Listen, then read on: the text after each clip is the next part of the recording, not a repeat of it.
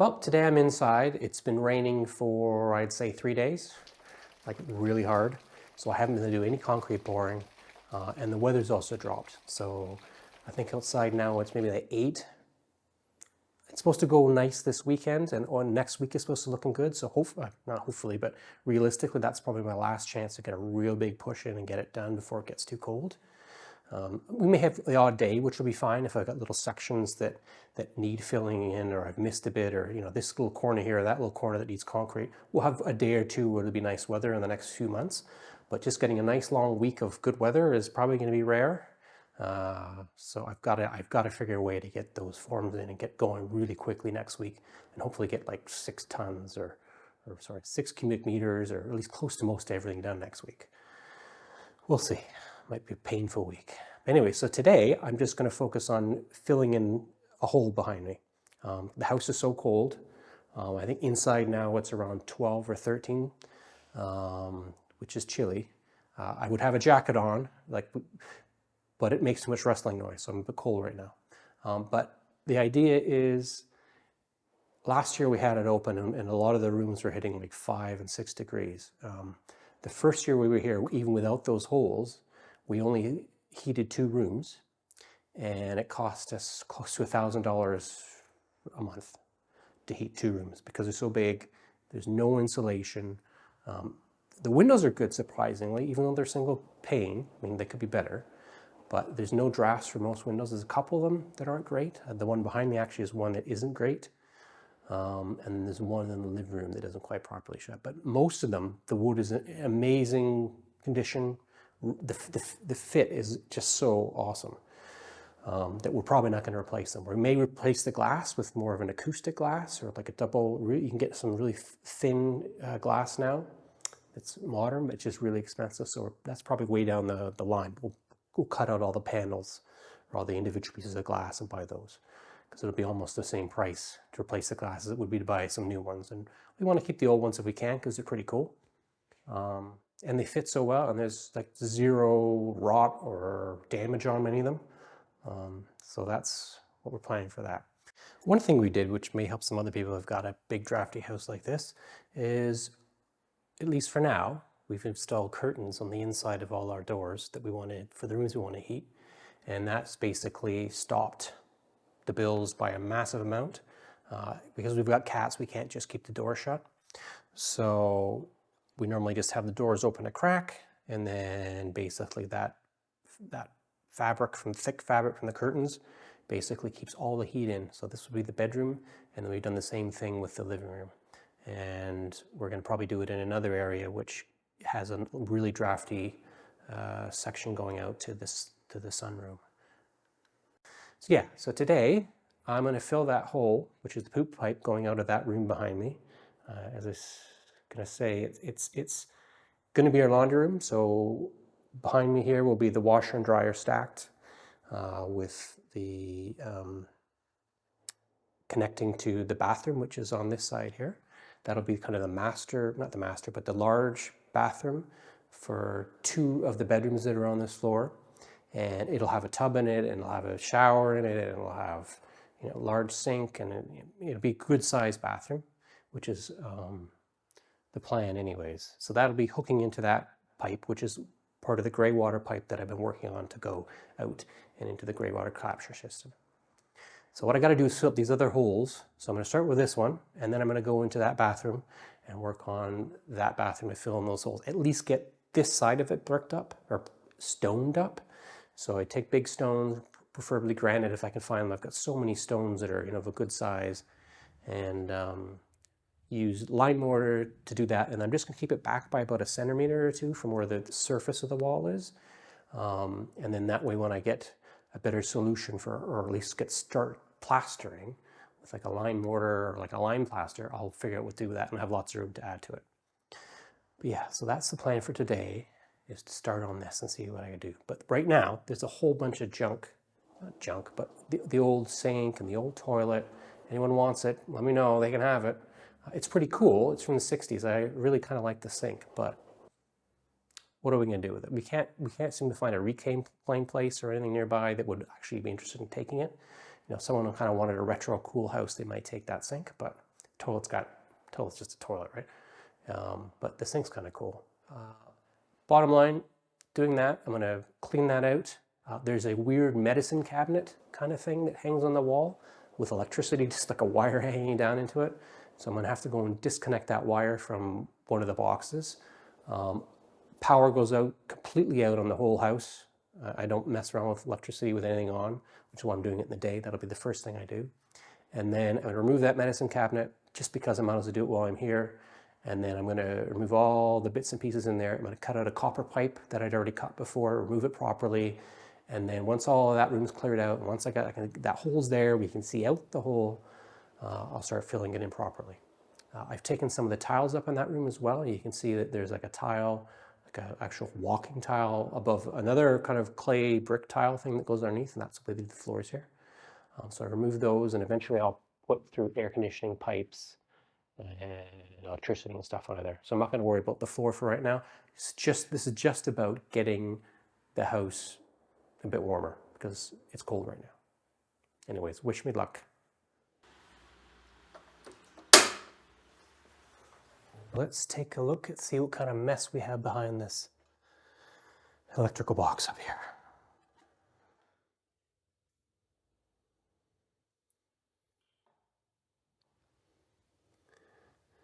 It's always so scary. I've checked that everything's off, so I can see that this is the wire that goes to that medicine cabinet. The red wires are the live wires, or black, or brown, and the blue generally is the neutral wire. So what I've got to figure out how to do is how to disconnect just this medicine cabinet wire, which looks like it's going into here, which these ones I've found in the past basically they're so old that they just stop working. All right, let's get on this. Let's see what we can do with it. Yeah, so the connector basically just disintegrated in my hands. So I'm going to have to put on another connector. It's happened before in other boxes when I've been doing stuff like this. So they're just so old. So how many do we have to connect back up? Minus this one, there's 1, 2, 3, 4, 5. And I think I have a Wago, whatever they're called, connector that has 5 in it. So I'm gonna go get one of those, put them all back together. It'll probably be a lot safer that now that they're actually properly touching than it was before. So these are the little connectors that I'm using, which are used quite a lot here. I think they're becoming more used in the States and Canada. They're great, better than those twisty things. So yeah, fingers crossed this all works up there. Yeah, you just lift them up. There's little latches on them. You lift them up, you put the wires in, and you flip them down. It's better than this dodgy, whatever kind of wiring we have going on here before, I'll tell you that. I think I'm going to have to get a snipper. They're too long. All of this wiring is going to be replaced, obviously, in the next few months.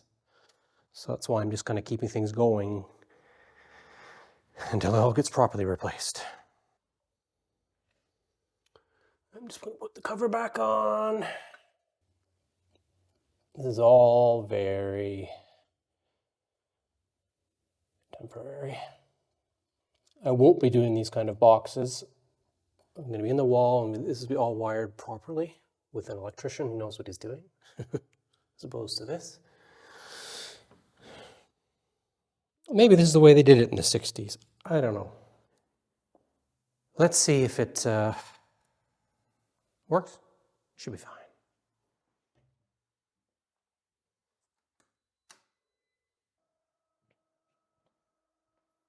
Well, it looks good. I don't see any smoke. Don't be smoke. But yeah, basically all I've done is just disconnected a light like you would from a ceiling light. And I'm basically just not replacing it with anything. Yeah, I would highly recommend getting something like this, which is a voltage detector. And basically, you don't have to actually touch to the wires. You can just touch it somewhere kind of on the, the exterior kind of sheathing, plastic cover, whatever it is. It should pick up anything with electricity in it. So if you put it near a fuse plug, it should light up, or a socket plug in the wall, a fuse board, any wires that you don't know what they are, just touch it with one of these things and it should beep. However, you should also know what you're doing. So if you're not comfortable touching electricity, just don't. It's not a big deal, right? I've done quite a bit of it in North America, and I've done quite a bit of it in England, and now I've done quite a bit here. Not actually wiring me up, but I'm confident enough to know what I'm doing. And if you're not, don't, because it's not cool. You could burn your house down, you can invalidate your insurance. When I'm doing this electricity, it's because I know enough not to make a mess of it.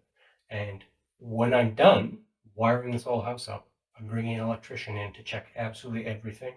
I've already discussed with an electrician what I want to do and what he suggests that I do. We've had a plan. I'm just running the wires. I'm going to put them all towards the basically the consumer unit or the circuit board, the fuse board, and he's going to hook them all in and check everything and make sure I've done it right. So electricity is very dangerous. Same thing as with gas. Never mess with gas. Never mess with electricity. If you mess with plumbing, as long as you're not above someone else's house, it's your own problem. You damage it, it's your own fault. No one's going to die from it unless you flood out the basement or something like that. But it's quite a bit different. Structural, electrical, and gas. Don't touch it. It's not cool unless you have someone else helping you. Unless you're an actual professional and certified and qualified and all that stuff. So yeah, I touched it with this. Nothing in there. I know that's the wire. I traced it the other day. I can see it poking through the wall. I can see exactly where it's going. It just comes down here. I actually thought it was a telephone port at one point, and I'm like, wait a minute. So yeah, it's a really old wire. I guess they did in the 60s. But it's just it has a shaver plug in it, and it had a little light in there for some reason. But yeah, we're not going to keep that. Power's off.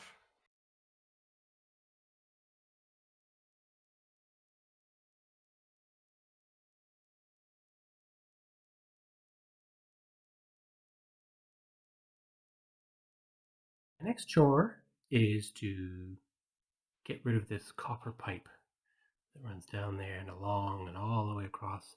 And it's been cut on both ends, but still I need to get rid of it just to be able to work on the hole that's there. And as you can see, it's quite a large size.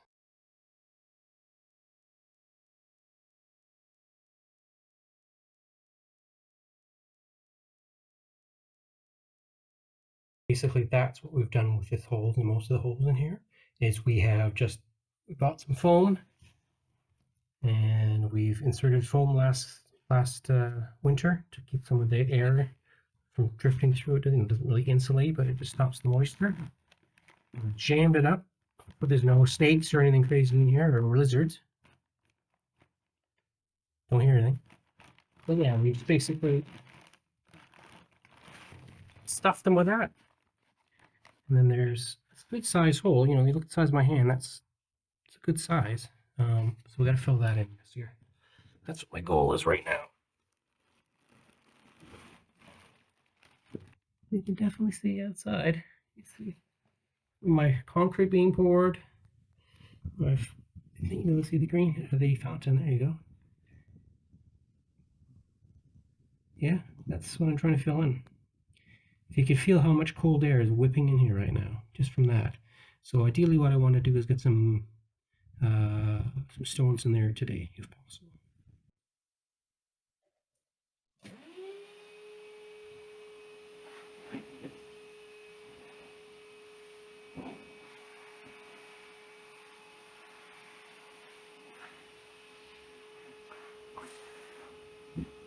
So my mix for lime mortar is basically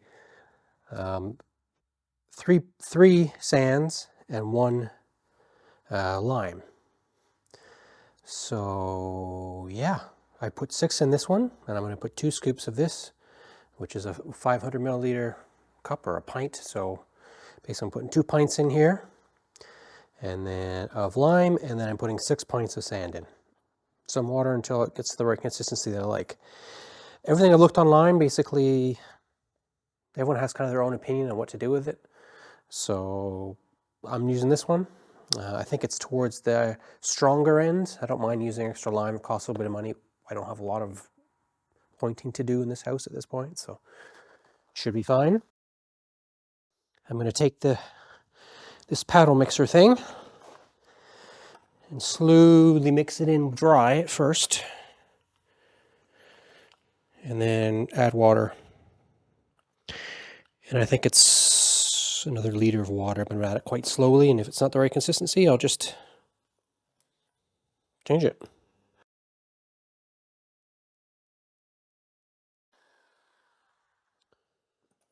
All right. Looks pretty well mixed. Quite white and mix it up it.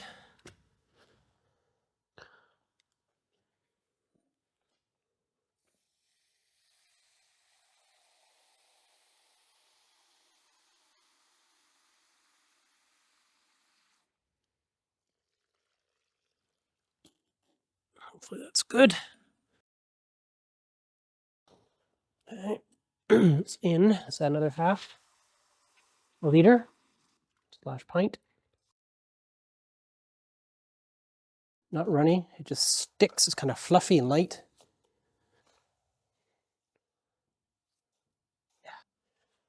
So yeah, I'm going to be basically moistening this up at the bottom. I vacuumed it out, or well, blew it out.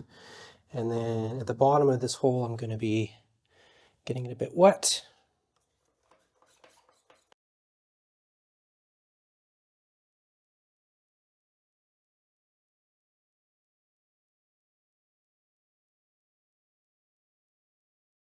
All right, and then I'm going to start, we've got a rock here, or stone, whatever you call it. I'm going to put in the bottom. I think I'm going to put this face there. Make a bed of mortar on it to sit on. Yeah, I like that. It's a good consistency.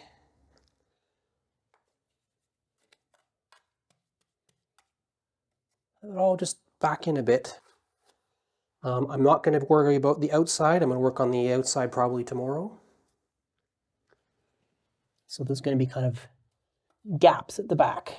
That's okay. If I get this side done and have it set for tomorrow, I can continue on filling in the outside when the weather's a little bit nicer. And because it doesn't make that much noise, I can do it on a weekend, on a Sunday. So I'm trying for 1 centimeter. I'm probably not going to get 1 centimeter. Probably going to get more, but that's fine. Let's see if I can get this in here. Is that enough? A little more mortar on that side, far end. I'm going to put another layer in here at the bottom. Trying for 1 centimeter, but if it's not quite, it's a little more. I'm not going to worry. It's just one little hole. Well, big hole, but not the end of the world if it's not perfect. This hole has probably been here with a plastic pipe. Well, actually, it was an asbestos pipe stuck through it for 50 years or more. Well, 60 years? Yeah. Crazy if it was done in the 60s.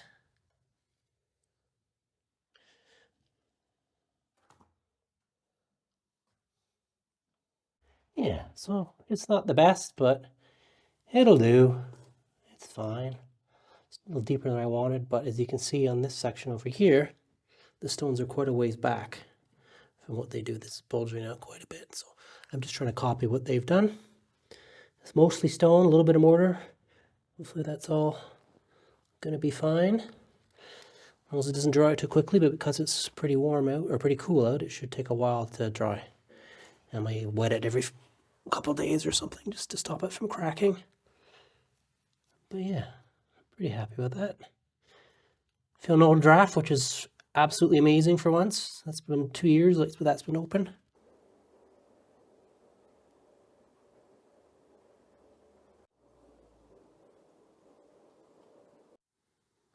Now, since I have a bit of mortar left, what I'm thinking is I might as well try to plug around this hole that's in here as well. I've got to disconnect this toilet, which is not even bolted down. It's just resting. That's why everything's kind of precarious. So I've turned this off, the shut-off valve. I flushed it. Should really use a different wrench, but that's fine for now. Let's now shift everything over. I've got a bunch of rags here to pick up the dripping water. Gross. Poo-poo water. All right. Hopefully you can see some of what I have there. What I'm just going to focus on doing is try to fill this area in. There's another pipe below this. It's 50 mil. It's quite small, but I'll do that from the outside and then later on the inside. Let's blow this out. Yep. Lack of dust for sure.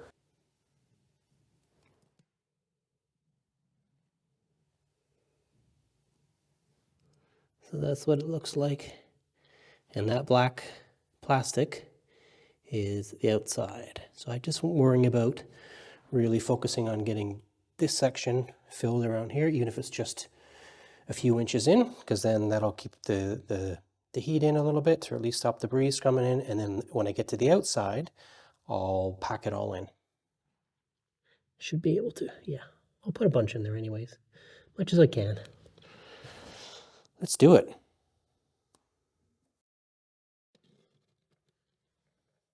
Alrighty, it's pretty wet. Yeah.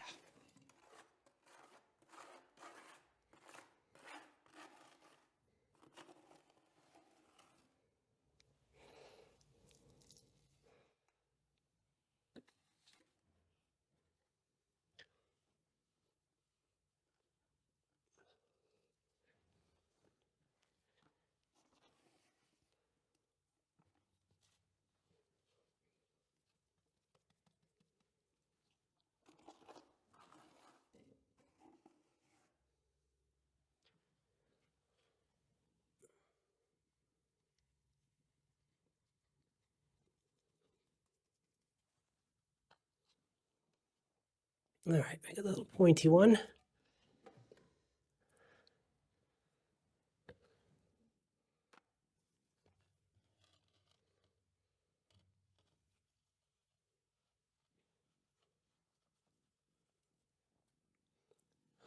It fits quite well there.